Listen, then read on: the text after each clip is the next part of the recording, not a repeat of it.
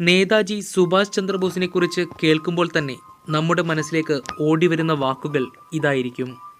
നിങ്ങളെനിക്ക് രക്തം തരൂ, ഞാൻ നിങ്ങൾക്ക് സ്വാതന്ത്ര്യം തരാം. സുഭാഷ് ചന്ദ്രബോസിൻ്റെ ഈ വാക്കുകൾ ഇന്നും ജനമനസ്സുകളെ കോരിത്തരിപ്പിക്കുന്നു. എന്നാൽ അദ്ദേഹം മരിച്ചിട്ടില്ല എന്ന വാദം ഇന്നും നിലനിൽക്കുന്നു. എന്തായിരിക്കാം സത്യാവസ്ഥ? ഒരു സൈനിക പരിശീലനം പോലും ലഭിക്കാത്ത വ്യക്തിയായ നേതാജി മൗണ്ട് ബാറ്റൻ പ്രഭുവിനെയും ബ്രിട്ടീഷ് ആർമിയെയും അമേരിക്ക ഫ്രഞ്ച് സംയുക്ത സൈന്യങ്ങളെയും നേരിട്ടത് എങ്ങനെയാണെന്ന് ഇന്നും അത്ഭുതത്തോടെയാണ് ഇന്ത്യൻ സേനാ അംഗങ്ങൾ നോക്കിക്കാണുന്നത്. 1897 ജനുവരി 23 തീയതി ഒറീസയുടെ തലസ്ഥാനമായ കട്ടക്കിൽ ജാനകിനാഥ് ബോസ് എന്ന പ്രഗത്ഭനായ ഒരു അഭിഭാഷകൻ്റെയും പ്രഭാവതി അമ്മയുടെയും 6ാമത്തെ മകനായിട്ടാണ് സുഭാഷ് ചന്ദ്രബോസ് ജനിച്ചത്.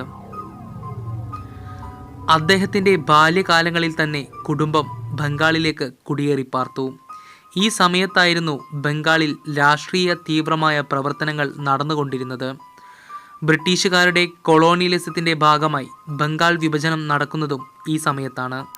അതിൻ്റെ ഭാഗമായി ഒട്ടേറെ പേർ തടവിലാക്കപ്പെടുകയും ക്രൂരമായ ശിക്ഷകൾക്ക് വിധേയരാവുകയും ചെയ്തു. എന്നാൽ ജാനകിനാഥ് എന്ന പ്രഗത്ഭനായ അഡ്വക്കേറ്റ് ബ്രിട്ടീഷ് സാമ്രാജ്യത്തോട് കൂറുള്ളവനും സുഹൃത്തുമായ ഒരാളായിരുന്നു. അതിനാൽ തന്നെ സുഭാഷ് ചന്ദ്രബോസിൻ്റെ വീട് ഒരു രാഷ്ട്രീയ പീഠം തന്നെയായിരുന്നു. പഠനത്തിലും രാഷ്ട്രീയ ചിന്താഗതിയിലും നീതി പുലർത്തിയിരുന്ന സുഭാഷ് ചന്ദ്രബോസ് 1910 കോളേജിൽ ഒരു പ്രൊഫസറെ കയ്യേറ്റം ചെയ്തതിന് പുറത്താക്കപ്പെട്ടു. എന്നാൽ അടുത്ത വർഷം തന്നെ അതേ കോളേജിൽ വീണ്ടും പ്രവേശനം ലഭിക്കുകയും വളരെ ഉയർന്ന റാങ്കോടെ ബിരുദധാരിയാവുകയും ചെയ്തു. അതിനുശേഷം സുഭാഷ് ചന്ദ്രബോസ് ഉപരിപഠനത്തിനായി 1919 ഇംഗ്ലണ്ടിലെ കേംബ്രിഡ്ജിൽ ICSന് ചേർന്നു. ഇംഗ്ലീഷ് വിദ്യാർത്ഥികളെപ്പോലും അമ്പരപ്പിച്ചുകൊണ്ട് 3ാം റാങ്കോടെ അദ്ദേഹം പാസ്സാവുകയും ചെയ്തു. ICS ബിരുദം നേടിയതിനു ശേഷം ബംഗാളിൽ തിരിച്ചെത്തിയ അദ്ദേഹം വിപ്ലവകാരി സിയാറത്തിൻ്റെ ശിഷ്യത്വം സ്വീകരിച്ചു. എന്നാൽ തൻ്റെ പിതാവ് മുഖേന ബ്രിട്ടീഷ് വൈസ്രോയിയായി പ്രതിവർഷം 8000 പൗണ്ട് ശമ്പളത്തിൽ ജോലി ലഭിച്ചെങ്കിലും ബ്രിട്ടീഷുകാരുടെ അടിമത്തത്തിൽ ജോലി ചെയ്യാൻ തനിക്ക് താൽപ്പര്യമില്ലെന്ന് ധീരതയോടെ അവരെ മുന്നിൽ അറിയിച്ച സുഭാഷ് ചന്ദ്രബോസ് തൻ്റെ മനസ്സിൻ്റെ പ്രതിരോധത്തെ അവരെ മുന്നിൽ ആളിക്കത്തിക്കുകയായിരുന്നു. തൻ്റെ ICS ബിരുദം കീറിമുറിച്ച് പ്രതിരോധിച്ച് അദ്ദേഹം പിന്നീടങ്ങോട്ട് ഇന്ത്യയെ മുന്നോട്ട് നയിച്ച വിപ്ലവകാരിയായി ഉയർന്നു വന്നു. നിരന്തരമായ അറസ്റ്റുകളും പീഡനങ്ങളും അദ്ദേഹത്തിനെ പിന്തുടർന്നുകൊണ്ടിരുന്നു. ബ്രിട്ടീഷുകാർക്കറിയാമായിരുന്നു അദ്ദേഹം വലിയൊരു അഗ്നിഗോളമായിരുന്നുവെന്ന്.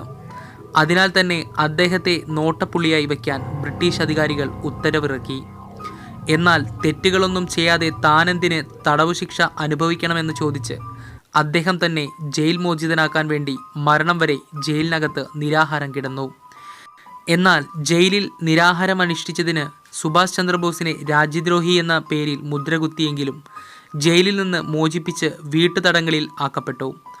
1941 ജനുവരി 17 തീയതിയാണ് അദ്ദേഹം വീട്ടുതടങ്കലിൽ നിന്ന് ഐതിഹാസികമായി പുറത്തു ചാടുന്നത്.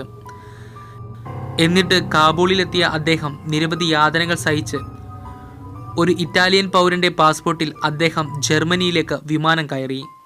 എന്നാൽ ഇതിനോടകം തന്നെ അമേരിക്ക, ബ്രിട്ടൻ എന്നീ ആഗോള ശക്തികൾ സുഭാഷ് ചന്ദ്രബോസിനെ പിടികൂടാനായി ആഗോളതലത്തിൽ ശ്രമങ്ങൾ തുടങ്ങിയിരുന്നു.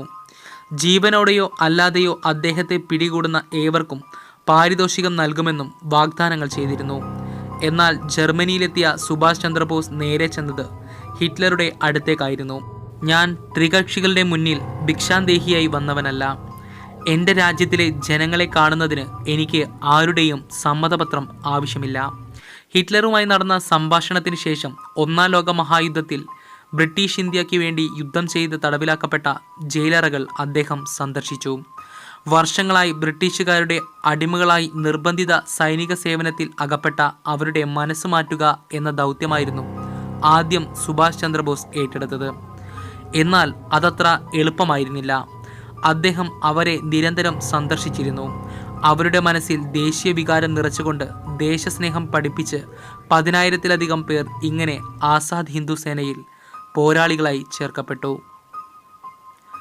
രണ്ടാം ലോക മഹായുദ്ധം പൊട്ടിപ്പുറപ്പെട്ട സമയത്ത് അദ്ദേഹം ജർമ്മനിയിൽ എത്തുകയും അച്ചുതണ്ട് ശക്തികളുടെ സഹായത്തോടെ ഇന്ത്യയിലെ ബ്രിട്ടീഷ് ഭരണകൂടത്തിനെതിരെ യുദ്ധം ചെയ്യുകയും ചെയ്തു. 1943 റാഷ് ബിഹാരി ബോസിൽ നിന്ന് ഇന്ത്യൻ ഇൻഡിപെൻഡൻസ് ലീഗിൻ്റെ നേതൃത്വം ഏറ്റെടുത്ത സുഭാഷ് ജൂലൈ 5 ആസാദ് ഹിന്ദ് ഫൗജ് അഥവാ ഇന്ത്യൻ നാഷണൽ ആർമി രൂപീകരിച്ചു. 1945 ഓഗസ്റ്റ് 18 48ാമത്തെ വയസ്സിൽ തായ്വാനിൽ വെച്ച് നടന്ന വിമാനാപകടത്തിൽ മരിച്ചതായാണ് ഔദ്യോഗിക രേഖകൾ പറയുന്നത്. 16 നടന്ന വിമാനാപകടത്തിൽ ഗുരുതരമായി പരിക്കേറ്റ സുഭാഷ് 2 ദിവസത്തെ ചികിത്സയ്ക്ക് ശേഷം 18 മരണമടഞ്ഞു എന്നാണ് രേഖകൾ പറയുന്നത്. ഇതിനെപ്പറ്റി അന്വേഷിക്കാൻ നെഹ്റുവിൻ്റെ ഭരണകാലത്ത് ഷാനവാസ് കമ്മീഷൻ, ഇന്ദിരാഗാന്ധിയുടെ ഭരണകാലത്ത് ഖോസ്ല കമ്മീഷൻ എന്നിവയെ നിയോഗിച്ചിരുന്നു. ഈ 2 കമ്മീഷനുകളും ബോസ് വിമാനാപകടത്തിൽ മരണപ്പെട്ടു എന്ന് സ്ഥിരീകരിച്ചു. 1991 ഇന്ത്യ ഗവൺമെൻറ് ബോസിന് മരണാനന്തര ബഹുമതിയായി ഭാരതരത്നം പ്രഖ്യാപിച്ചു. എന്നാൽ ബോസിൻ്റെ മരണം സ്ഥിരീകരിക്കപ്പെട്ടിട്ടില്ലാത്ത സാഹചര്യത്തിൽ ഗവൺമെൻറ് ഈ പുരസ്കാരം പിൻവലിക്കുകയാണ് ഉണ്ടായത്. സുഭാഷ് ചന്ദ്രബോസിനെ സ്റ്റാലിൻ സോവിയറ്റ് തടങ്കൽ പാളയത്തിൽ പാർപ്പിച്ചുവെന്നും പിന്നീട് വധിച്ചുമെന്നുള്ള സുബ്രഹ്മണ്യൻ സ്വാമിയുടെ പ്രസ്താവനകൾ ഈ അടുത്ത കാലത്ത് ഏറെ വിവാദങ്ങൾ സൃഷ്ടിച്ചിരുന്നു. ഈ കാര്യം നെഹ്റുവിന് അറിയാമെന്നും സുബ്രഹ്മണ്യം സ്വാമി ആരോപിക്കുന്നു. എന്തായാലും സുഭാഷ് ചന്ദ്രബോസിൻ്റെ തിരോധാനം ഇപ്പോഴും ദുരൂഹമായി തന്നെ അവശേഷിക്കുന്നു. 1947 ബ്രിട്ടീഷ് സാമ്രാജ്യം ഒഴിഞ്ഞു പോകാനുള്ള പ്രധാന കാരണങ്ങളിലൊന്ന് സുഭാഷ് ചന്ദ്രബോസിൻ്റെ സൈനിക മുന്നേറ്റം കൂടിയായിരുന്നു.